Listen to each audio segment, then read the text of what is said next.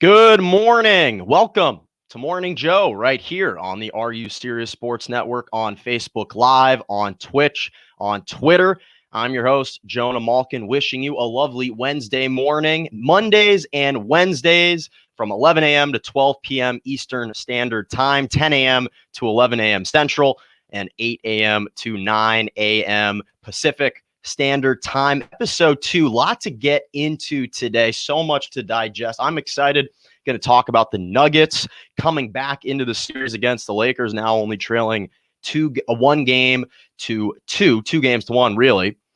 Jamal Murray has been a monster in these fourth quarters. The Raiders picking up a huge win over the Saints. What does that mean for them? Is this a statement win for them? How the injuries are plaguing the entire NFL, and even a special Malkin's moment at the very end of the show that I'm super excited to be getting into today. So I got to start with the Lakers and the Nuggets. Now, listen, props to the Nuggets. They took care of game 3. They were able to fight off a late fourth quarter rally by the Lakers. But here's what I want to focus on when it comes to this game. If you look at the stats, and this is where stats can be misleading, and why I am a big proponent of actually watching these games, right? Because you have to. You have to be able to actually see the games with your own eyes to determine your own evaluation of a team. You look at the stats from last night, and outside of the rebounding battle, which the Nuggets absolutely destroyed the Lakers 44-25 on, outside of that, stats are even-ish. Three-point shooting went in favor of the Denver Nuggets. They made 11 threes out of 29. Lakers were just 6 of 26. That happens. But here's the interesting thing. We always talk about, and we dissect every single game so closely, but what last night showed was clearly the Lakers are the more superior team. And this is not to knock the Denver Nuggets, because you got a great performance out of Jokic. Jeremy Grant had a playoff career-high 26 points. Monte Morris chipped in with 17. Michael Porter Jr. stepped in. Their bench vastly outplayed the bench of the Lakers, and they dominated this game through the first 3 quarters. And then we saw, in literally a 5-minute stretch, from the 10:36 mark of the fourth quarter, Lakers were down 77-97 to the Denver Nuggets. From the 10:36 mark down to the 5:26 mark, Lakers go on a 21-4 run, sparked by their hellacious defense. See, this is the difference, and this is why the Lakers were able to crawl into a game that they shouldn't have been able to crawl back into, as opposed to the Utah Jazz and the Clippers. Because the Lakers can get back into games. They can get back into a series based on their defense. Their defense is what sparks that transition offense. It's remarkable when I don't want to throw out too many numbers to you, but this is super interesting. So follow with me for a second. We start at the 8:24 mark of the fourth quarter, okay? Take a listen to these sequence of events. Rondo steals the ball from Jamal Murray, leads to a LeBron James layup. Next possession, Alex Caruso also steals the ball from Jeremy Grant, and then Michael Porter Jr. is called for offensive goaltending, followed by Anthony Davis hitting a shot. Immediately after that, Rondo steals the ball again, and it leads to LeBron James for a layup. Okay, then Jokic turns the ball over. Rondo picked up 3 steals in the fourth quarter. His hands were in the passing lanes. He was deflecting everything. He steals it again from Jokic, and he outlets it up ahead to Kuzma, who's fouled, makes a layup, and now it's a 3-point game. It's a 3-point game all of a sudden. Then LeBron James hits a layup. It's 98-101. And then the play of the game came here with 2:34 remaining in the fourth quarter. Nuggets miss a shot. LeBron gets the rebound, pushes it the other way, hits Kuzma in transition for wide open 3. He missed it. Lakers were down 99-103. Murray comes back and nails a 3-pointer. So congrats to the Nuggets. They took care of business. And again, I didn't think that the Lakers are going to sweep this team. I have more respect for this team than that. But I figured this series would probably go 5, and it will. But again, it's the defense of the Lakers in that fourth quarter, literally for 5 minutes. Those 5 minutes in the fourth quarter, that time span, the Lakers nearly outplayed the Nuggets in that 5 minutes alone than the Nuggets had played over the Lakers for the first 36 minutes of the game. And that's the big takeaway here, for me at least. And again, I have so much respect for the Nuggets. Jokic is a monster, but you see, and we've grown so accustomed to LeBron putting up these Herculean numbers all the time that we almost grow used to it. We kind of view it as pedestrian now when he puts up a 30-point triple-double. A 30-point triple-double, 11 rebounds, 10 assists. That's pedestrian for LeBron because he didn't even have a great game. The impact of those points, of those rebounds, of those assists, they were not as impactful as they normally are. Lakers came out lethargic, apathetic. They lacked energy, desire, and Denver played like a team that was down and were in desperation mode. But again, I bring this up because on the one hand, for the Nuggets, it shows tremendous toughness, tremendous resolve, and that's been their bread and butter for the first 18 games that they've played in this postseason. But that 5-minute stretch defined and pretty much summed up what this series should be. If the Lakers want to ratchet up their defense, they can, they should, and when they do, they forced 5 turnovers in a span of 5 minutes. They went on a 21-4 run. Let me repeat that. 5 minutes, 21-4 run. You know how many quarters the Lakers have gone this year where they haven't even scored 21 points in a quarter? I wish I could throw that stat out to you. I can't. But it was remarkable to me that they were even in this game, had a chance, and then there was a 6-point swing play. Kuzma misses the 3. Murray comes back and hits the 3. Jonathan Rifkin says, I've heard this stats don't tell the whole story convo with you before. Michael Porter Jr. is better than Kuzma. Is playoff Rondo the biggest basketball anomaly this season? And Michael Gagliano, shout out Michael, Murray is so clutch. Murray is clutch. I'm about to talk about that. Johnny, is playoff Rondo the biggest basketball anomaly this season? No, absolutely not. Are you kidding? We've seen this so many times. When he was with the Chicago Bulls, with Jimmy Butler. Actually, you know what, Johnny? You would actually remember this firsthand because they should have swept your Boston Celtics. They took the first 2 games at TD Garden, and then Rondo went down with an elbow injury, and that was the series. And then we saw Rondo with Anthony Davis as a New Orleans Pelican. Okay? And they swept the Portland Trailblazers. And I honestly think, as crazy as it was, because Anthony Davis is a much more talented player, Rondo was clearly the most valuable player. Blake Ruffino says LeBron is greater than Justin Herbert. Well, I sure hope he would be. That'd be pretty sad if he wasn't. So, again, credit to the Denver Nuggets for chipping away, showing that toughness, showing that resolve. But to me, I mean, and think about this too. So this is unbelievable. This was LeBron's 14th 30-point triple-double in the postseason, his 26th playoff triple-double for his career. And yet we come away thinking this was not his most impactful game. So big win for the Nuggets, but I still see the Lakers holding them off in 5 games. But the only way that that's not going to happen is if one man can step up in the fourth quarter.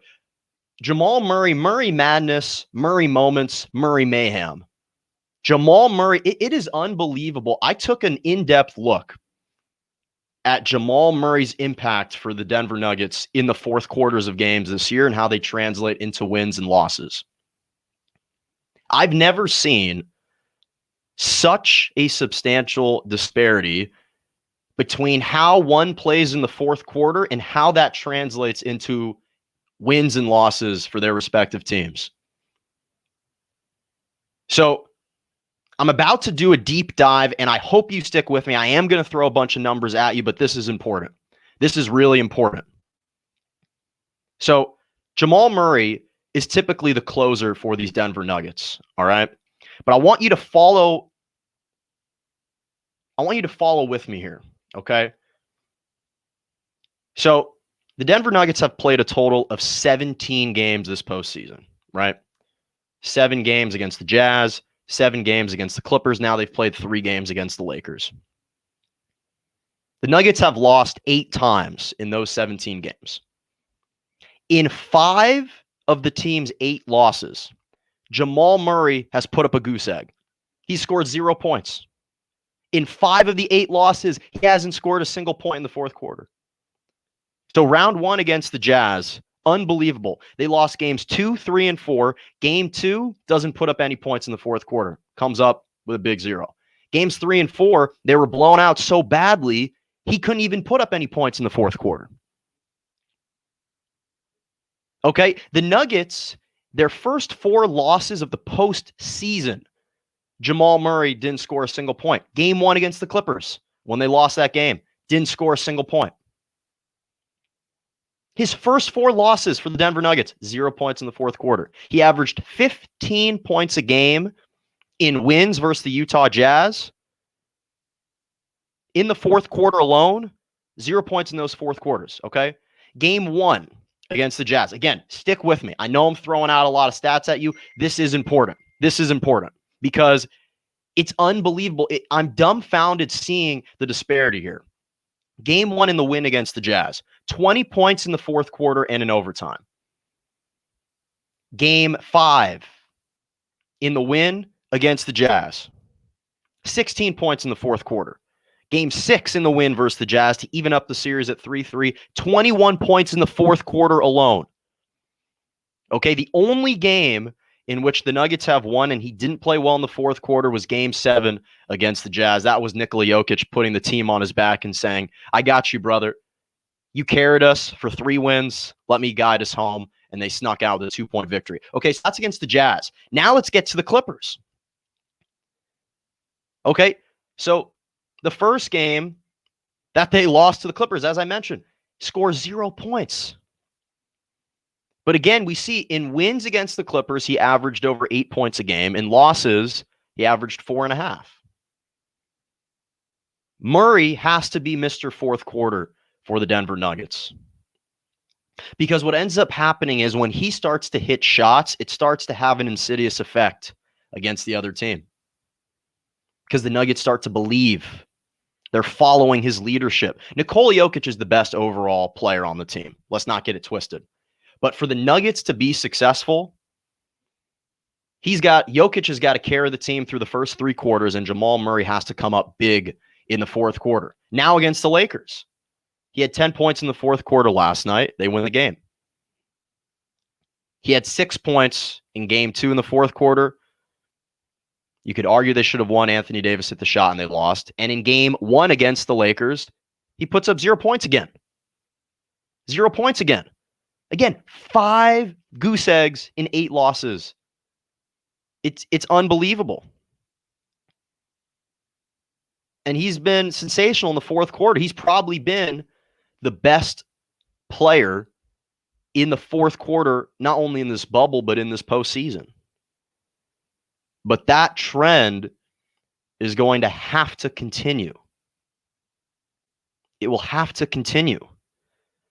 Because he's special, man. He's a good player. I think that he's a borderline all-NBA third team kind of player. I'm not sure if he's right in there yet because that's the top 15 players, but he's right on the precipice of taking that next leap, and they're going to need it because it's just unbelievable the kind of production that he gives this team and how that translates into wins and losses in the fourth quarters. It's unbelievable. So let's check out. Oh, Jonathan Rifkin. Yep. One time did a podcast together. Yeah, I did take Lonzo Ball over Jamal Murray at one point. That's true. But then again, that was based on their rookie seasons. And I stick by it. Their rookie year, Lonzo Ball was really good to me. 12 points, 7 rebounds, 7 assists. There were only 3 other guys in NBA history as a rookie that put up those kind of stats: Ben Simmons, LeBron James, and Magic Johnson. So his rookie season, to me, I still thought was better. And then he got injured, and I thought the Lakers were going to make the playoffs, and they didn't because he got injured. So I'm going to stick by that, Jonathan Rifkin.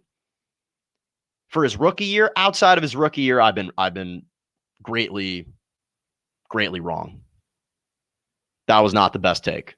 Jamal Murray's a stud, and they're going to need him to be a stud to win this series. Because let me tell you again, if these games aren't close heading into the fourth quarter, and Jamal Murray can't get cooking in the fourth, yes, I know Nikola Jokic rattled off 11 straight points on his own, but this series is going to be done unless Jamal Murray can continue to score in double figures in the fourth quarter for this team to produce and for this team to win. I'm still 15 points a game in the fourth quarter, in the fourth quarter against the Jazz, then 5 0-point games in the fourth quarter in 8 losses. What do you know? By the way, shout out to whatever cup of coffee you're drinking on this lovely Wednesday morning. You can see mine right here. Got a little on the side. Morning Joe on the Are You Serious Sports Network, Facebook Live, Twitter, Twitch, every Monday and Wednesday, 11 a.m. to 12 p.m. Eastern Standard Time, 11 a.m. to well, I said that. 11 a.m. to 12 p.m. Eastern Standard Time, 10 a.m. to 11 a.m. Central, 8 to 9 a.m. Pacific Standard Time. And I mentioned this last time. I want to get this going. Hashtag MJ. Again, I don't know who. People keep messaging me. You're going to cause some confusion between the real MJ and your hashtag MJ. For the purposes of this show, I don't really know who the other MJ is. All I know is hashtag MJ stands for hashtag Morning Joe. So shout out to Morning Joe. Again, if you have coffee. And if you have the most eclectic style of coffee, I want you to comment in the comments below, and I'll give you a shout out if you have the most interesting cup of coffee on you right now. So with that, wow, we are flying by on a lovely Wednesday morning. And speaking of flying by, I'm going to transition to a team that had to fly a little bit from Oakland over to Nevada to Las Vegas. Well, let's say hello to the Las Vegas Raiders, shall we? That was an impressive win over the Saints. And I know Blake Ruffino talked about, is this the decline and the demise of Drew Brees? I don't really want to touch on that today. That's not my biggest takeaway. This team in the Raiders is legit, ladies and gentlemen. Let me tell you. This was a statement win, not in the sense that now they have a psychological advantage over the Saints, over their own division, because their division is brutal. And again, I'll talk at another time about which division I think is the most difficult in the NFL.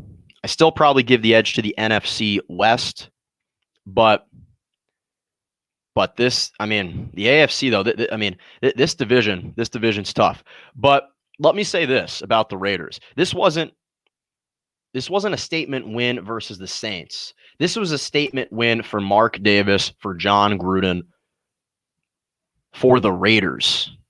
They needed this win. They were the more physical team. They played with tenacity. They played with a nastiness and aggression. They were tackling hard. They were getting after it. They're flying around. This defense has been overlooked. This defense is better than most people think. Damon Arnett is a fantastic player, cornerback out of Ohio State. Jonathan Abram, I'm going to get into him. He's got moxie, man. You see this guy, the confidence, the swagger that he exudes, that he plays with. He's a tremendous player. LaMarcus Joyner, Corey Littleton now on the Raiders. And then that's just their defensive side. Their offensive side perfectly matches that intensity, that desire, that toughness, that grit that the defense shows. Josh Jacobs, a running back out of Alabama, this guy he and Jonathan Abram might be the heart and soul of this Las Vegas Raiders team, because those two guys are fantastic. Now you add Jalen Richard, who's a talented running back who comes in. And I don't know if you saw this. There was a play where he gets a handoff. He and Malcolm Jenkins are about to collide, and Jalen Richard throws him a little shoulder and knocks Jenkins out of the way. That was unbelievable. I said, oh, okay. Okay, Mr. Richard, I see you. That duo of him and Josh Jacobs, and then you throw in Darren Waller. Me and Blake Ruffino had a discussion about this on Twitter a couple days ago. I said that based on how he's playing right now, I see him as a top 10 tight end in the league right now. When I factor in talent, production, and consistency, I don't have him in my top 5 yet because I haven't seen him do it consistently enough. Right now, I've got George Kittle, Kelsey, OJ Howard, Njoku, Hurts, Higbee, probably Jared Cook, and maybe Mark Andrews ahead of him. I think that's 8. So I'd probably have Waller right there at 9. But let me tell you something. If he continues to play the way he's playing, some of those guys are going to have to take a seat back, and he's going to be in the top 5. Because right now he has the third most, not only receiving yards, but receptions for a tight end in the NFL right now, 148 total receiving yards. He was targeted 16 times, 12 catches, 103 yards, and a touchdown against the Saints, against that defense. This guy's the real deal, man. Georgia Tech, drafted in 2015 by Ozzie Newsome and the Baltimore Ravens. And when Ozzie Newsome drafts someone, you know this guy is good. You know that they've got talent. And here's the overarching theme. This is why I'm buying into the Raiders right now. They needed a culture change. They needed to wash away the stigma that was placed on them over the last couple years. They had to rebuild their reputation. One of the things that John Gruden said when Hard Knocks was covering him in Oakland at the beginning of last season, the number one area that he wanted to emphasize, that he wanted to ingrain in his team, was physicality. He wanted his team to be the most physical, dominant, nasty team out there in the NFL. He couldn't say that last year. It's one thing to deliver a great speech, to inspire your team with words, to be a great orator. It's another if you have the personnel to execute that vision. And we're finally seeing guys that have come in, have accepted, have embraced the challenge, and are playing with that burning desire, playing with that physicality, playing with that will to win, that nastiness that John Gruden was desiring. One of my favorite quotes, again, coming from that episode. You remember the dreams quote? Everybody right now has dreams, don't they, guys? Everybody in the NFL has a dream of making it in the NFL. I got a dream of winning a Super Bowl. He's already won one, but I guess he means win another one. I got a dream of being in the Pro Bowl. I'm really not into dreams anymore, okay? I'm into the bleeping nightmares. You got to end somebody's dream. You got to take their job. You got to take their heart. Are you guys clear about this NFL expletive right now? Okay. That was fiery. That was passion. But that didn't translate to wins last year. They did not have those guys that wanted to wake you up from a dream and catapult you into a nightmare. They didn't have those guys last year that said, hey, you know what, coach? I got this. I'm going to run this game down their throat. Waller, I'm going to make these catches. I'm going to make these plays. I'm going to take advantage of my 6'5", 6'6" frame, go over the top of defenses and make sensational grabs. They've got guys that can match that physicalness that John Gruden has been pushing, has been begging, has been imploring his team to demonstrate. Not to mention give a major shout out to Derek Carr. I'm not saying he's an MVP or in the MVP discussion yet like he was in 2015, but he's been playing better. He was making throws in the seams to the outside. He was getting rid of the ball early. He's playing with confidence. Their offensive line, Mark Davis has the third highest paying offensive line in the NFL, and it's showing, and it's paying dividends because they're blocking him, they're protecting him, they're giving him time to throw. It's helping the run game.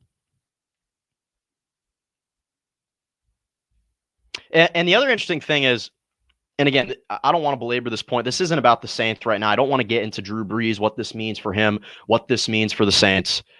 But it is interesting how the Saints always find themselves in these precarious situations where it's not that the game is determined based on a pass interference call necessarily, but they always seem to find themselves in these situations where it's a pass interference call at the end of the game that ultimately feels like it determined the outcome of the game. Janoris Jenkins called for pass interference on one of the last third downs of the game, potentially for the Raiders. They got to figure out how to avoid the pass interference call. Sean Payton, I don't really know how you combat that, how you address that issue, but you got to figure out something because right now, against the Raiders, it happened. Against the Minnesota Vikings in the postseason last year, it happened. Against the Rams 2 years ago in the postseason. Now, say what you want that was a blatant missed call, or not missed call, but a terrible call, and missed call for that matter. But you can't put yourselves in these precarious situations where the refs are deciding the outcome of the game. They keep finding themselves in these situations. But again, this is not about the Saints today. This is about the Raiders. They've got dogs. We throw out this term, a dog, all the time. Pundits were trying to use this to describe the Clippers with Patrick Beverley and Kawhi and Montrezl Harrell.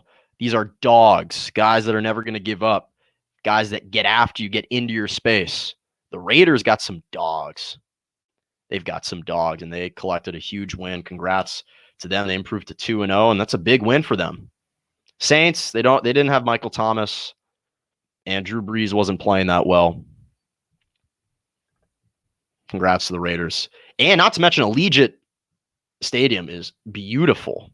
Just feels better that they're in Las Vegas. This is a team that I'd want to fly out and see play. I'd want to fly out and see them play because they look good. They're balanced. It's a great team. Okay, let's see. Blake Ruffino, Waller, top 5.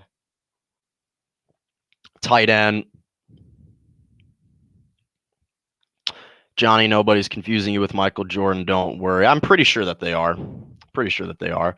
And he's got, let's see, Jonathan Riffin. Got my San Diego local bird rock coffee roasters, dark roast with my Morning J. Wow. Rock coffee roasters, dark roast. That's not repetitive or redundant at all, Johnny. Okay. Shout out to San Diego, to the local Bird Rock Coffee Roasters. Dark roast with your Morning J. Again,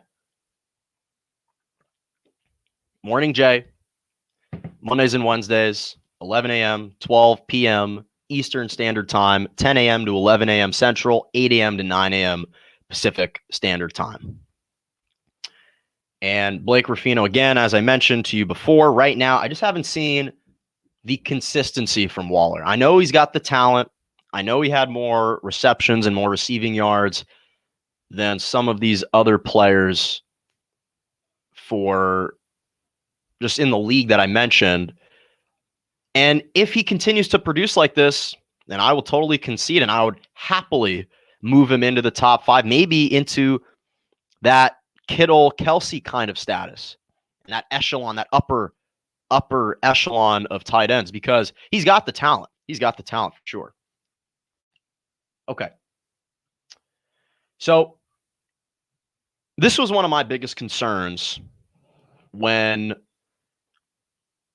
the NFL didn't put out a clear guideline and a clear set of protocols on how they would slowly start to ease players back into a potential season. I know that some of the teams started to come back to their facilities. They started to train together. But this was my biggest concern, because right now, injuries are the biggest issue in the NFL right now. We're seeing it from the stars. This is probably the biggest season where the largest number of marquee players have gotten injured, especially this early into a season. 7 guys lost to torn ACLs. 7. It's awful. We want to watch the best players compete against one another. We want to watch teams at full strength go up against one another. And now we're deprived of that, unfortunately. And for me, I think this hurts the San Francisco 49ers the most. I'm not saying that other teams weren't affected by it. Obviously, for the Giants, you lose Saquon Barkley. That hurts. That's your face of your franchise, torn ACL. Christian McCaffrey with the Panthers out 4 to 6 weeks with a high ankle sprain. He's the face of your franchise. That hurts. Hate to say it, but probably people playing fantasy football are more upset by that loss than the franchise. Probably not. But I know fantasy football players are really upset about that. If you lose him, Drew Lock with the Broncos, out at least a couple weeks. Von Miller, we know, is gone with the Broncos.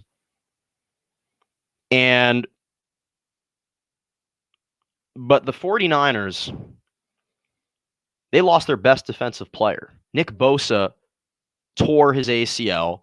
He accounted for 47 tackles, 9 sacks, an interception, a forced fumble, and 2 fumble recoveries. Last year, he was a Pro Bowl and a Rookie of the Year as a defensive end. You lose him now for the entire season. Solomon Thomas, another defensive end for the 49ers, now he is done for the year with a torn ACL. You already traded, or not traded, but you couldn't re-sign DeForest Buckner, who I think that was a big mistake on their end, because he was a monster. He accounted for 62 tackles, 7.5 sacks last season. Now he's with the Colts. He's tearing it up with the Colts. So those 3 guys are gone. You still have Eric Armstead. And the 49ers had done a really good job of their last 3 drafts, taking a defensive end in the first round of those last 3 drafts. So Solomon Thomas, I mean, obviously Nick Bosa that they took in last year's draft, the 2nd overall pick.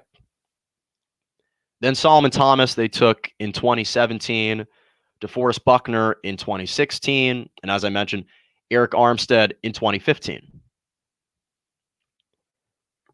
But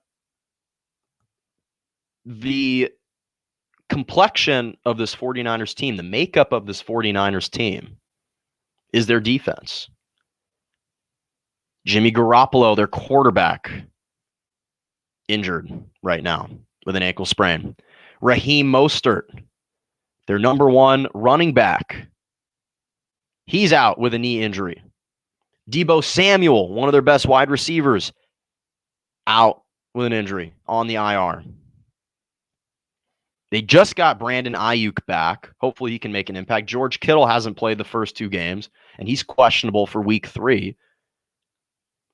The defense is what carried the 49ers last year. The defense is what led them atop the NFC West. The defense is what won them the NFC and sprung them into the Super Bowl. The defense is what nearly won them the Super Bowl. Nick Bosa was probably going to be the Super Bowl MVP if they go on to win that game.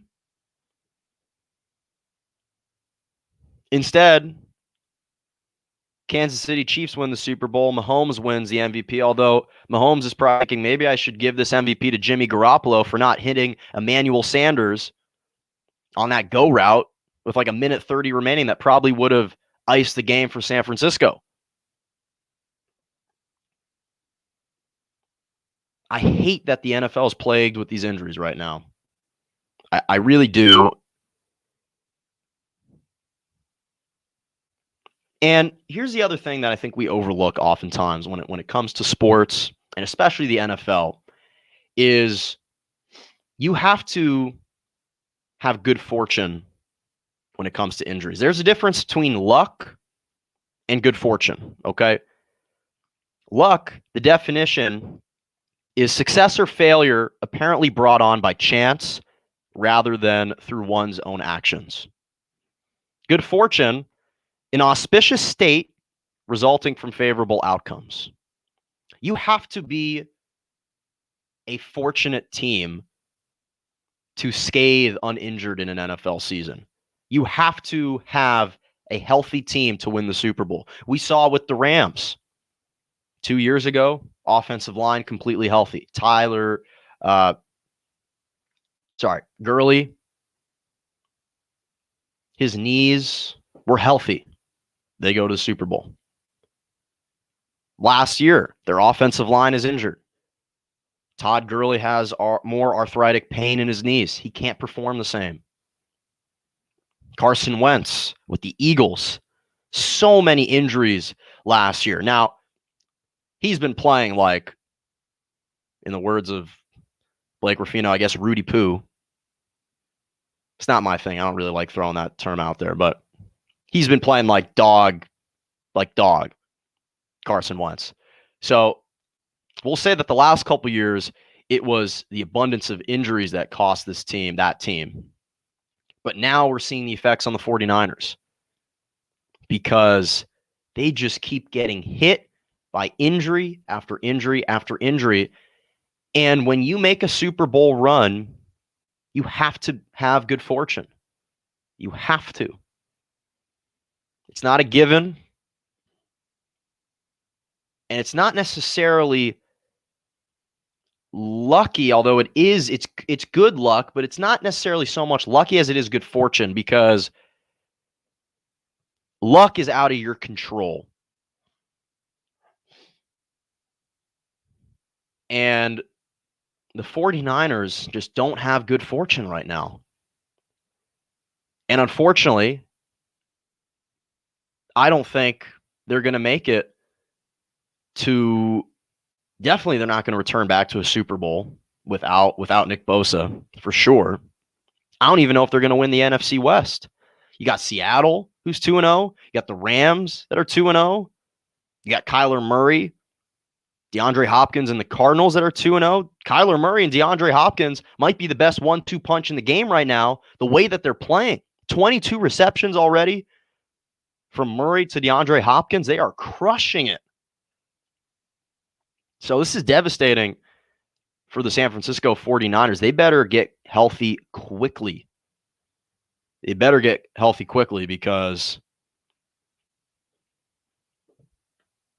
I mean, this team is in dangerous territory right now. They are in danger of finishing last in their division. They could totally be last in their division. As I said, I think the NFC West is the best division in football. But prayers out to Nick Bosa, Solomon Thomas, Saquon, McCaffrey, Michael Thomas, everyone who's injured. You hate to see it.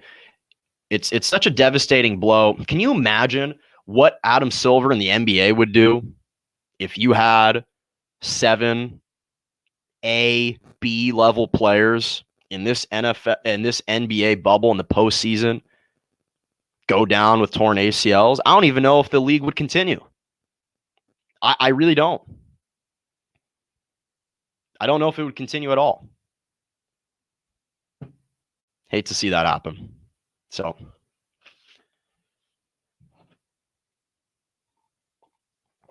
Jonathan Rifkin, the NFL is investigating the turf at Levi Stadium. Maybe they ought to.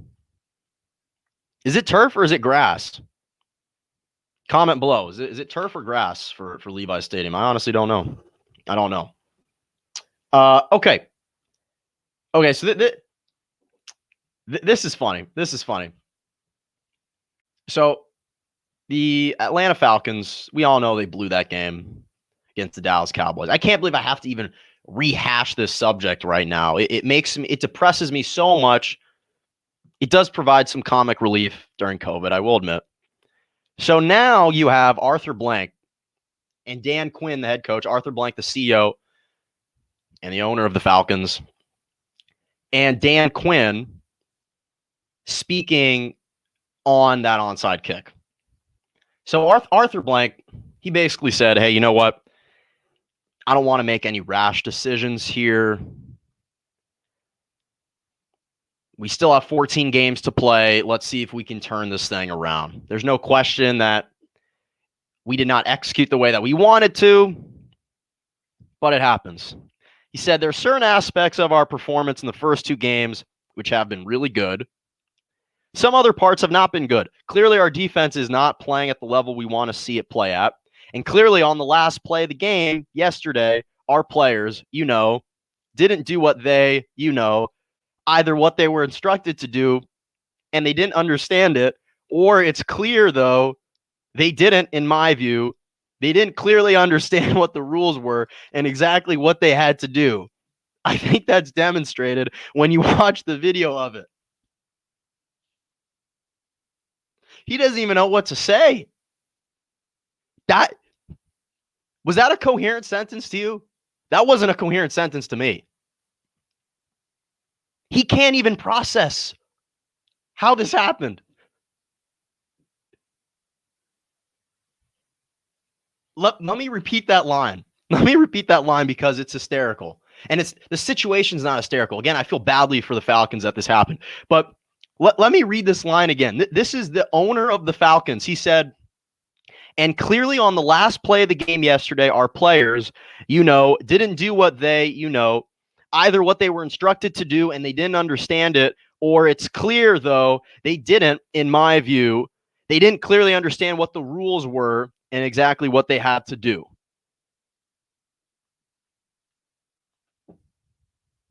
And then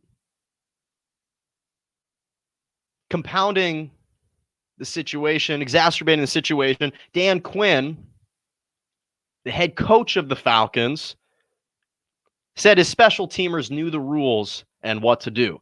He said, quote, but when the moment comes to be aggressive for the ball, you always take that moment. So when it got where it got close to the line, we like to say, go aggressive and get on it and go take your chance to go finish it off. When we didn't do that, that's disappointing for us. Okay, when did you demonstrate an aggressiveness for that ball? When did you get after it? You didn't do that. There was not one single point in that game where you were aggressively pursuing the football. Again, I've never seen anything like this. The ball literally was just spinning there, spinning there. Are you going to get it? Am I going to get it? What should we do? Oh, is Dallas going to jump on top of it? Wait, has it been 10 yards? Hold up. It's spinning towards the line.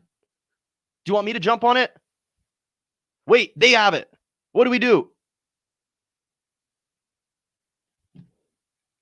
That's embarrassing. And it's even more embarrassing that now that their owner has to speak out on it. And you know what? To be honest, I kind of blame Jerry Jones a little bit for this, because now reporters and the media, they like to go to the owners for their reactions to the game. The owners aren't the play callers. Why go to the owners? Why is it important what they have to say on the game? What's more important is hearing what the players have to say, what the coaches have to say, even what the general manager has to say. So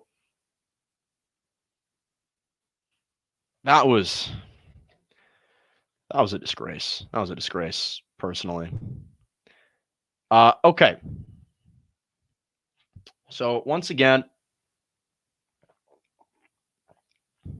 Morning Joe, every Monday and Wednesday, 11 a.m., 12 p.m. Eastern Standard Time, 10 a.m. to 11 a.m. Central, 8 a.m. to 9 a.m. Pacific Standard Time, right here on the Are You Serious Sports Network, Facebook Live, Twitch, Twitter, all across social media, hashtag MJ, hashtag Morning Joe.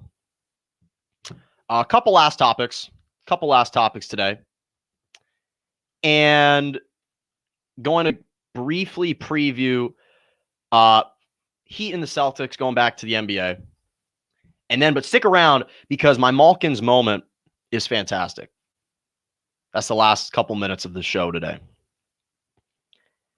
So, Miami Heat up over the Boston Celtics, 2-1 in this best-of-7 series. Boston came back. Good for them. That's what they should do.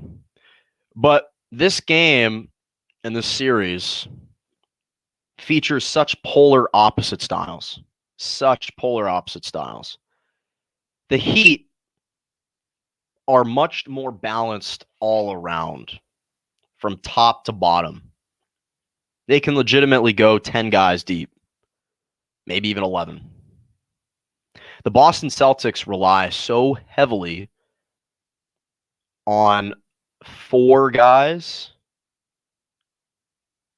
and really it was 4 now, maybe 5 with Gordon Hayward, but Jaylen Brown, Jason Tatum, Marcus Smart, Kemba Walker have been carrying this team, and now you throw Gordon Hayward back into the mix. Daniel Tice has been playing big, but he's really the only big that you have. So the matchup and really the difference in this series is who's going to win the battle between Daniel Tice and Bam Adebayo, to me. Because Celtics have wings. Miami's got wings. I'll talk about that in a second. But the matchup between Bam Adebayo and Daniel Tice, and really for that matter, all the bigs for Miami and Daniel Tice, that's the matchup.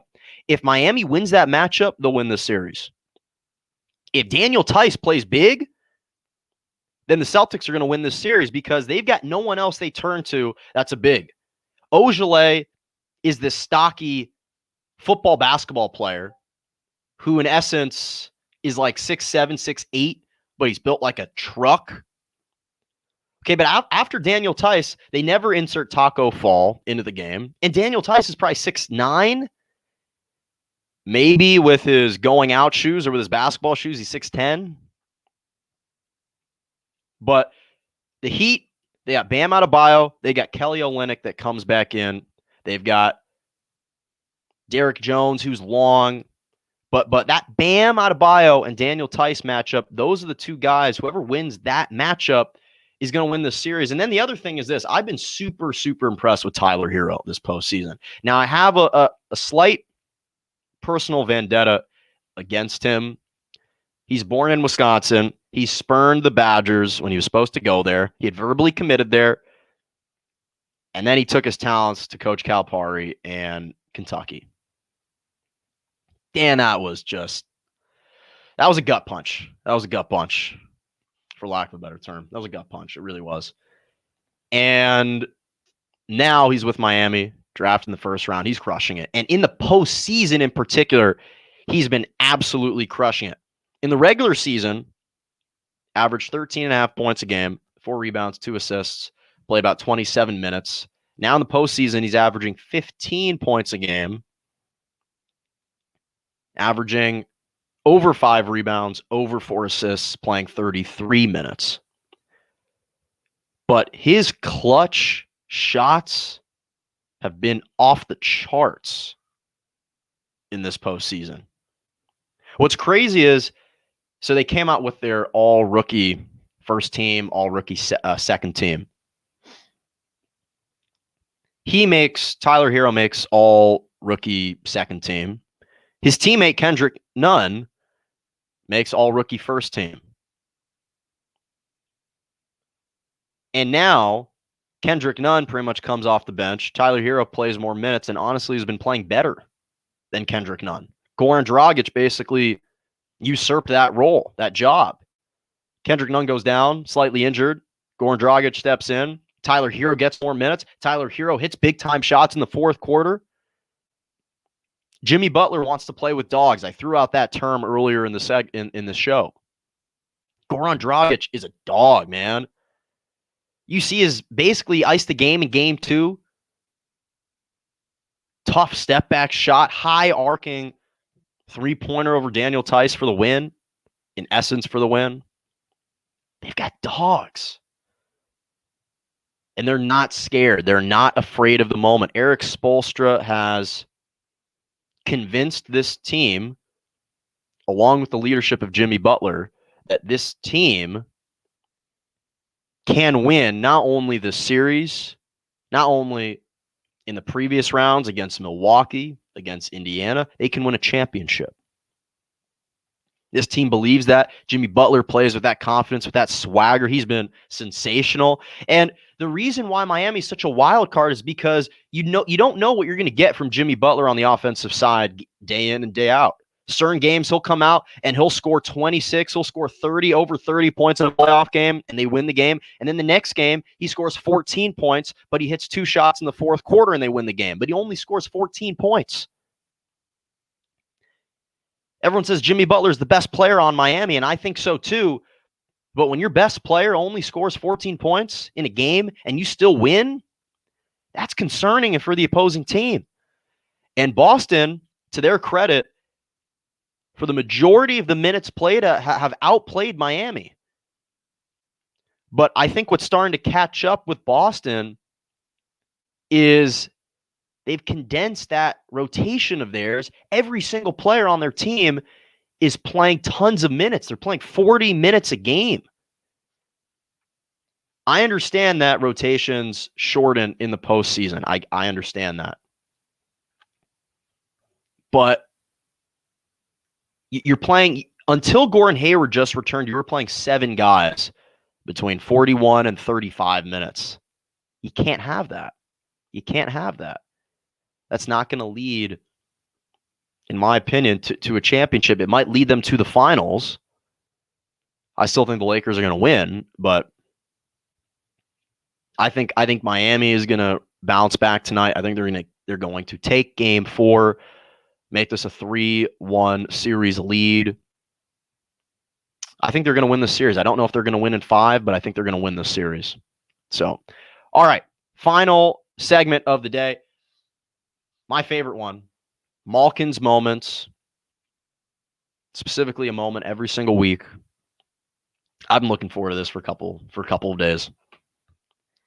And again, I just picked kind of one of my favorite moments from this past week.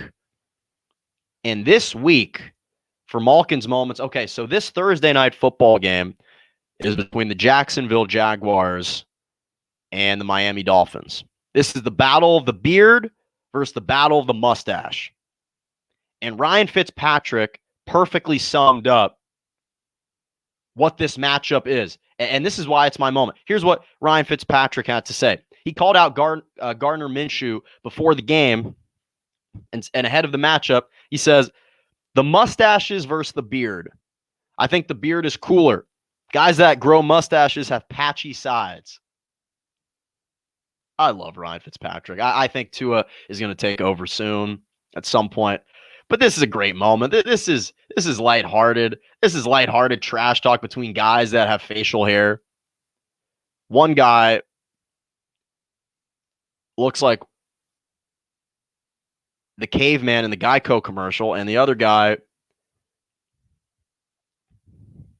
just wears denim, cargo pants, looks like he's from the South. He rocks the mustache. He's actually been playing well. And I think that if Ryan Fitzpatrick is starting in this game, then I'm going with the Jacksonville Jaguars because Minshew Mania is real. And I didn't think they were going to beat the Colts. They beat the Colts. I thought they were going to lose to the Titans, and they did. But they had a chance to win the game. They had possession with under 2 minutes to go. Minshew was trying to lead them down to a game-winning drive, and he threw an interception. And that was the end. But I love that moment. So looking forward to that matchup as well. And SEC football is going to be coming up. So love to get into that for next week. That'll do it for me today. You've been watching Morning Joe right here on the Are You Serious Sports Network, on Facebook Live, on Twitter, on Twitch. You can catch me every Monday and Wednesday, 11 a.m. to 12 p.m. Eastern Standard Time, 10 a.m. to 11 a.m. Central, 8 a.m. to 9 a.m. Pacific Standard Time. And as always, have a great rest of your morning.